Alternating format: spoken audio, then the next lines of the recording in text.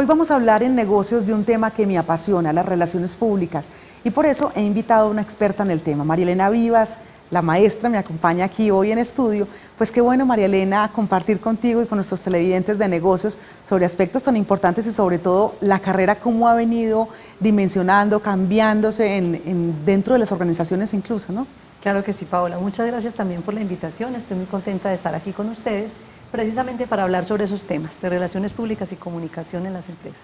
María Elena Vivas es comunicadora social, especialista en relaciones industriales de la Universidad de AFIT, magíster en filosofía política de la Universidad de Antioquia. María Elena, antes de que entremos en materia, esa mezcla de conocimiento en las diferentes universidades, ¿cómo le ha venido aportando en su quehacer, en su día a día?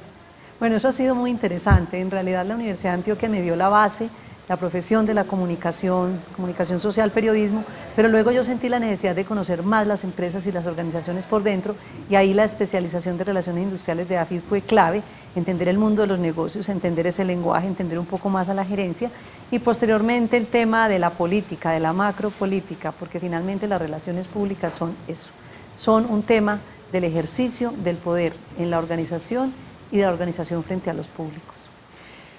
Permanentemente vemos cómo el comunicador, el relacionista público está, digamos, creciendo en ese organigrama de la corporación, de la organización, y está cada vez más staff de gerencia, está asesorando de tú a tú al gerente, al comité de presidencia.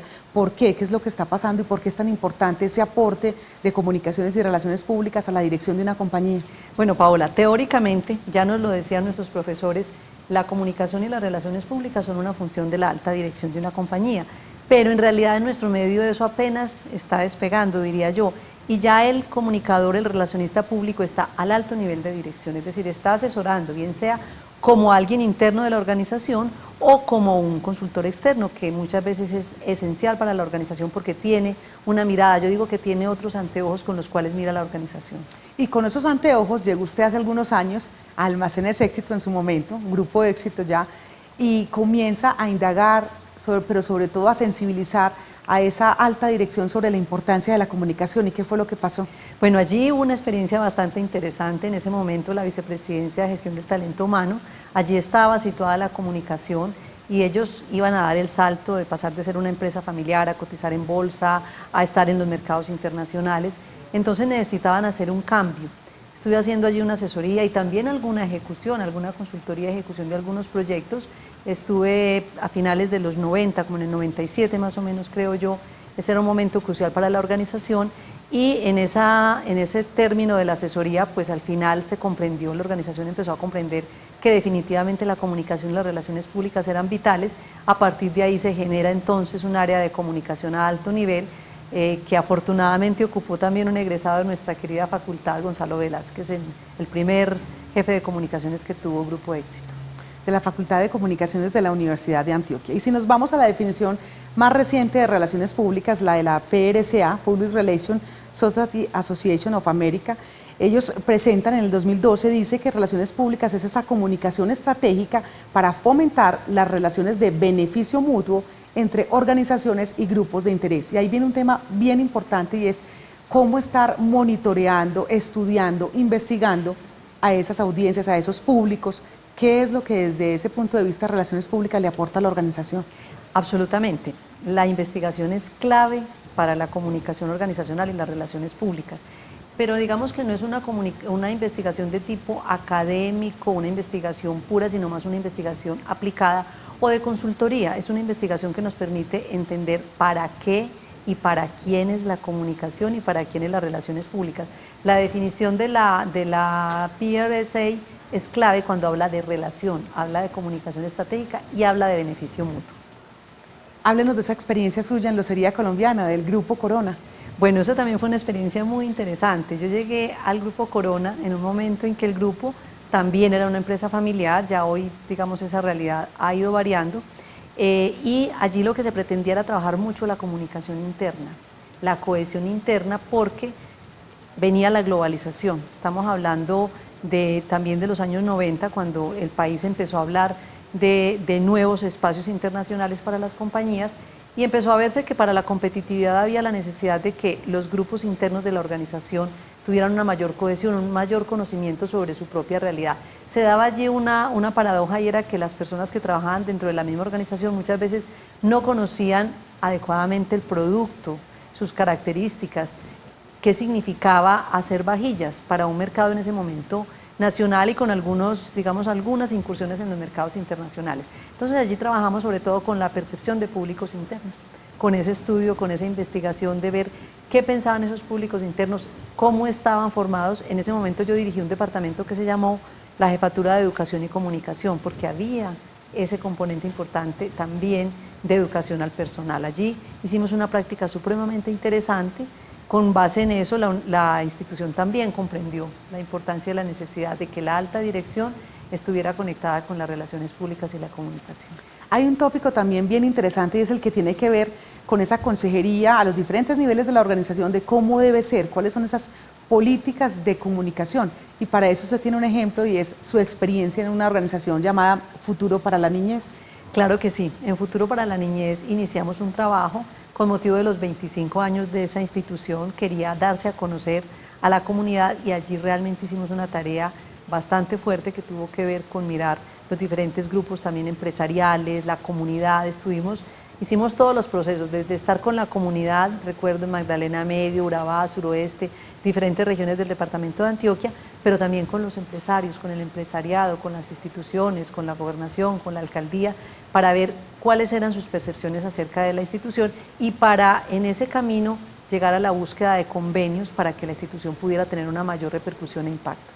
El director de comunicaciones también es aquel que vela por esa interacción de la organización con su entorno. Y a propósito, pues usted viene de una de las entidades de la Universidad de Antioquia, que viene de la vicerrectoría, que podría uno decir es una vicepresidencia de una compañía. ¿Cómo fue ese paso por allí y desde el punto de vista de la experiencia de esa interacción de la organización o de la universidad con su entorno? Claro, eso fue muy interesante, realmente una experiencia muy valiosa para mi vida como comunicadora y relacionista pública, porque si bien la extensión tiene muchos ámbitos, está basada fundamentalmente en la comunicación.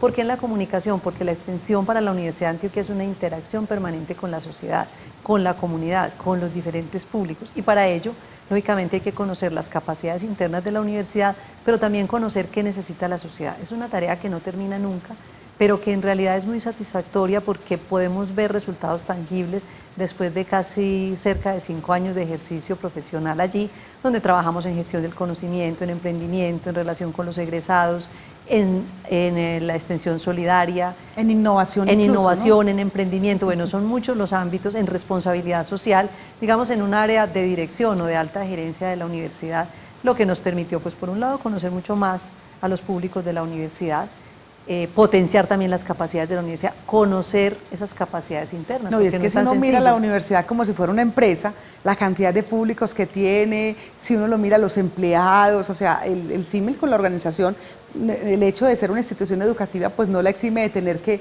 todas esas relaciones con los públicos, cómo se debe construir ese mensaje, las teorías diferentes de comunicación que se pueden aplicar. Es realmente delicioso poder aplicar todo ese conocimiento allá. Absolutamente, al servicio de un área misional. Ustedes saben que las áreas misionales de una institución de educación superior, en este caso de una universidad, son la enseñanza o docencia, la investigación y la extensión. La extensión es aquella que relaciona con la sociedad y con la comunidad, por lo tanto ahí pude aplicar muchas de las cosas que he conocido en mi trayectoria profesional en comunicación. María Elena, hablemos de esos programas o de acciones específicas que puede hacer un comunicador o un relacionista público, aportar, por ejemplo, en esa relación con empleados, con sindicatos, con cuerpos parlamentarios, con el gobierno. Bueno, ahí cada uno es un universo, indudablemente. Lo de cuerpos parlamentarios, digamos, todo lo que tiene que ver con cabildeo, con el trabajo que las instituciones y organizaciones, las empresas deben hacer y pueden hacer para llevar a cabo proyectos que favorezcan también un entorno empresarial de este país, es una actividad importante, pero igualmente hablemos de los empleados, de los funcionarios, por ejemplo en este caso funcionarios públicos, hay una tarea importantísima de cohesión, de mantenimiento de esa armonía interna, de mantener a las personas informadas, de contribuir a la motivación, de generar una cultura de la organización que realmente esté conectada con los grandes objetivos de la institución, en este caso con un plan de desarrollo, con un plan estratégico y con unos planes también de acción y operativos, que las personas se vinculen definitivamente a ello. Por eso yo insisto mucho en las preguntas, ¿para quién y para qué la comunicación y por qué la comunicación?